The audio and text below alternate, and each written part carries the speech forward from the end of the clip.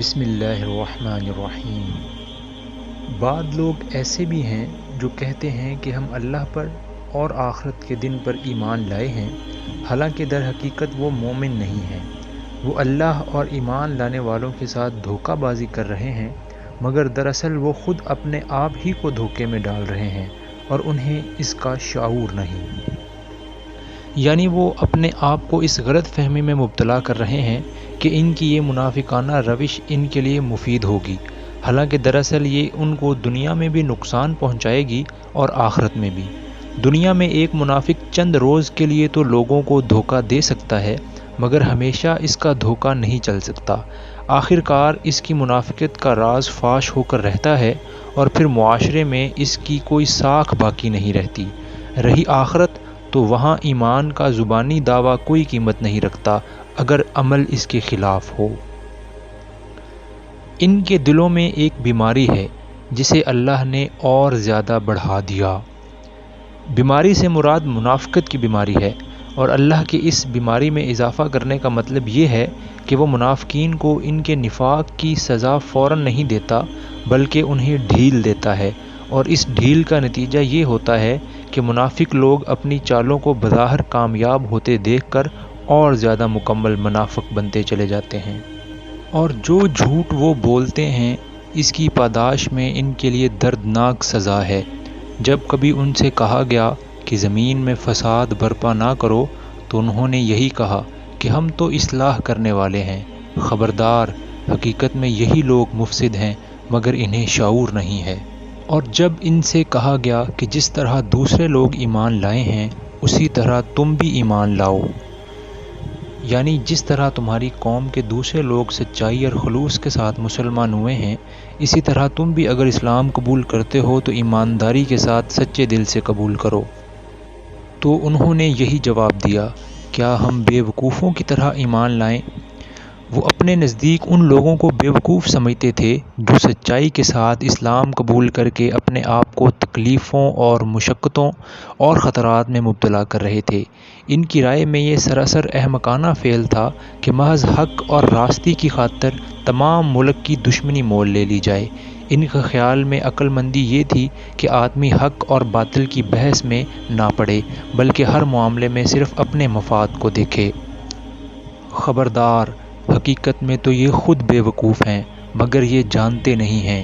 جب یہ اہل ایمان سے ملتے ہیں تو کہتے ہیں کہ ہم ایمان لائے ہیں، اور جب علیحدگی میں اپنے شیطانوں سے ملتے ہیں تو کہتے ہیں کہ اصل میں تو ہم تمہارے ساتھ ہیں اور ان لوگوں سے محض مذاق کر رہے ہیں۔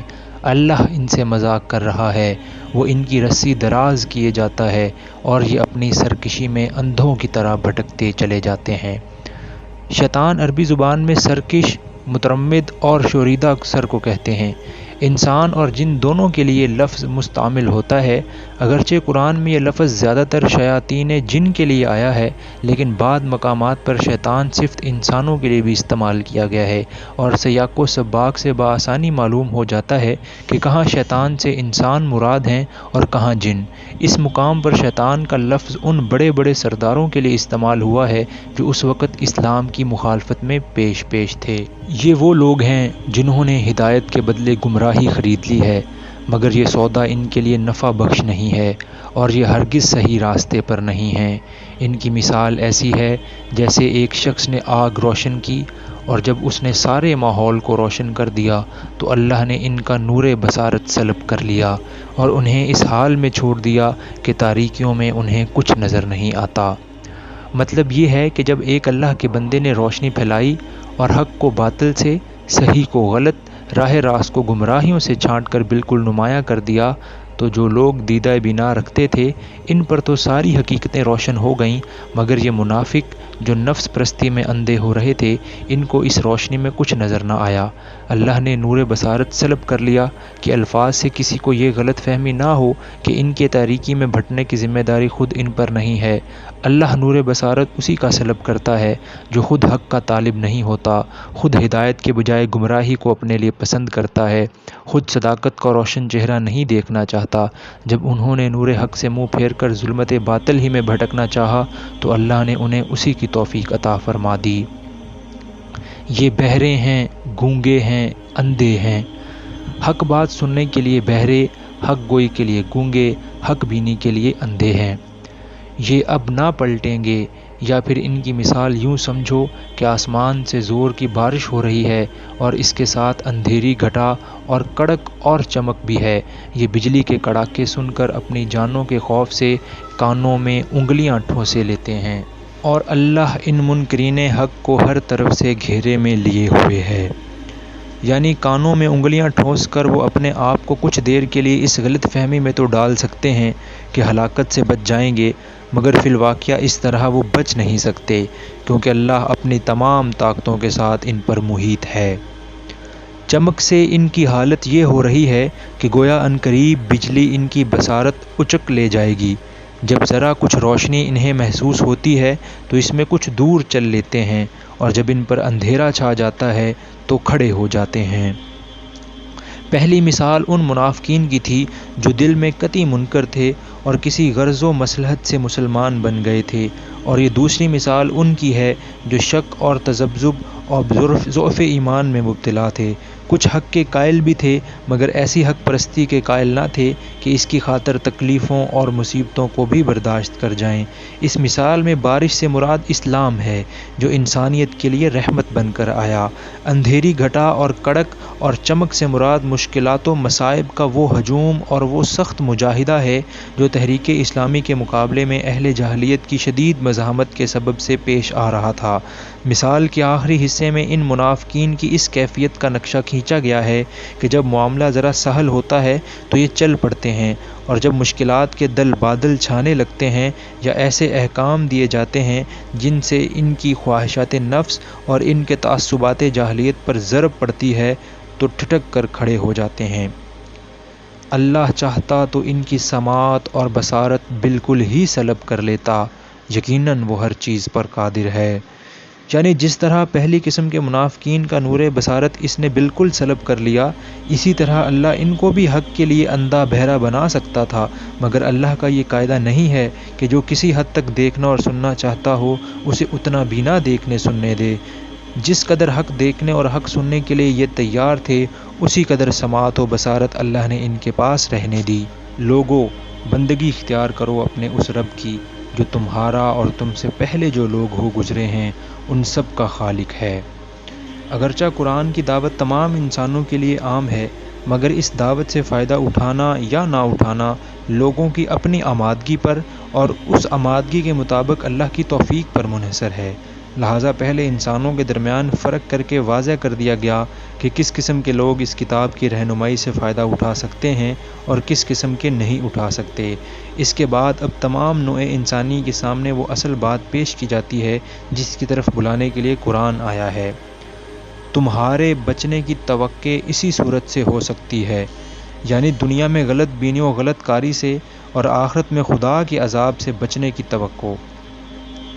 وہی تو ہے جس نے تمہارے لیے زمین کا فرش بچھایا، آسمان کی چھت بنائی، اوپر سے پانی برسایا، اور اس کے ذریعے سے ہر طرح کی پیداوار نکال کر تمہارے لیے رزق بہم پہنچایا۔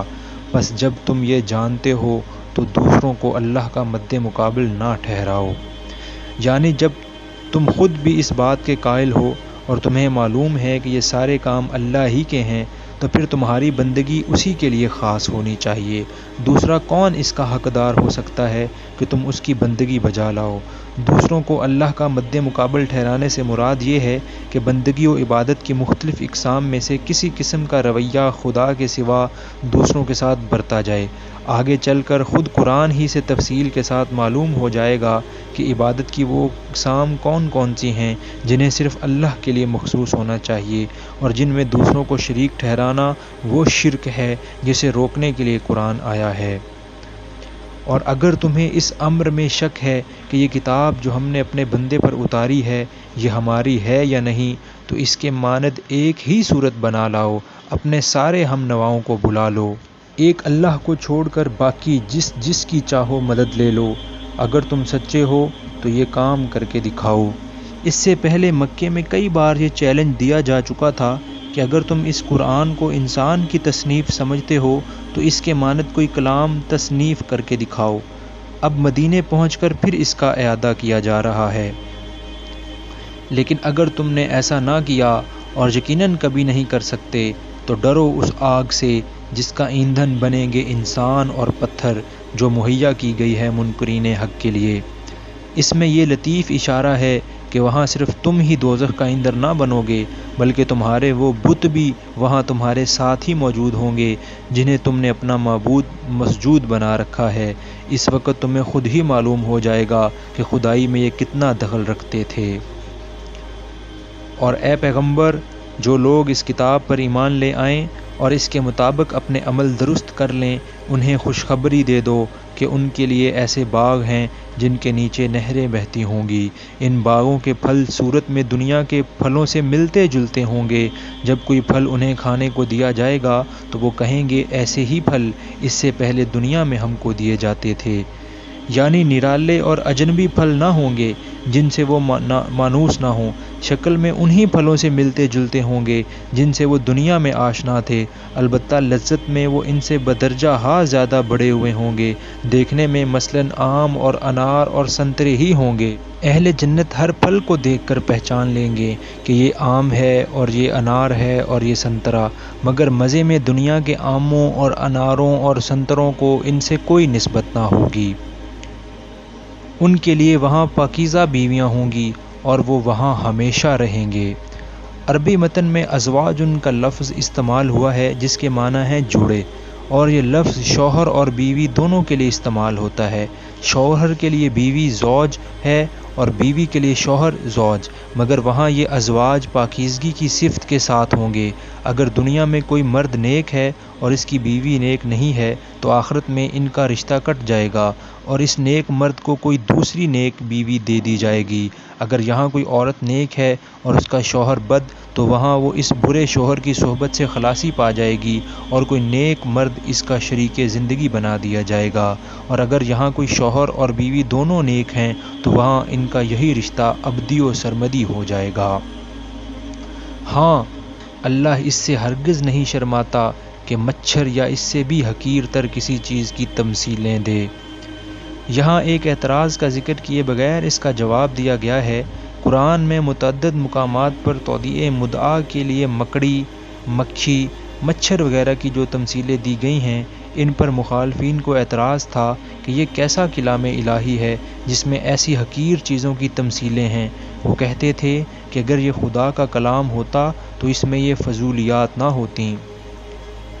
جو لوگ حق بات کو قبول کرنے والے ہیں وہ انہی تمثیلوں کو دیکھ کر جان لیتے ہیں کہ یہ حق ہے جو ان کے رب کی طرف سے آیا ہے، اور جو ماننے والے نہیں ہیں وہ انہیں سن کر کہنے لگتے ہیں کہ ایسی تمثیلوں سے اللہ کو کیا سروکار۔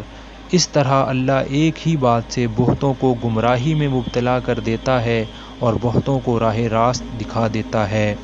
یعنی جو لوگ بات کو سمجھنا نہیں چاہتے، حقیقت کی جستجو ہی نہیں رکھتے، ان کی نگاہیں تو بس ظاہری الفاظ میں اٹ کر رہ جاتی ہیں اور وہ ان چیزوں سے الٹے نتائج نکال کر حق سے اور زیادہ دور چلے جاتے ہیں، برعکس اس کے جو خود حقیقت کے طالب ہیں اور صحیح بصیرت رکھتے ہیں، ان کو انہی باتوں میں حکمت کے جوہر نظر آتے ہیں، اور ان کا دل گواہی دیتا ہے کہ ایسی حکیمانہ باتیں اللہ ہی کی طرف سے ہو سکتی ہیں، اور گمراہی میں وہ انہی کو مبتلا کرتا ہے جو فاسق ہیں۔